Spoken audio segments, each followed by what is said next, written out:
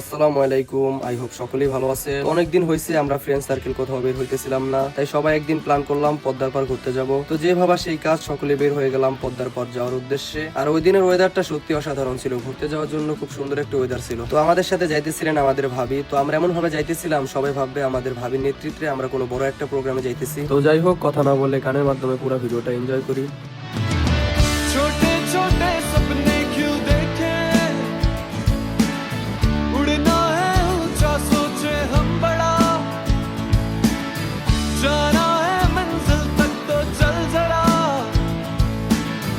आजादी लेके भी गुलाम है खड़ा, ऐसे कैसे जी रहा है हर गम तू क्यों पी रहा।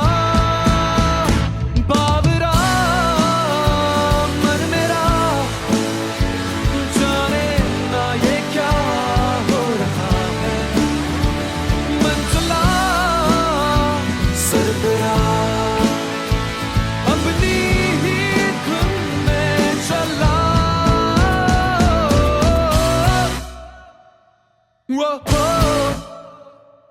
whoa, whoa, whoa.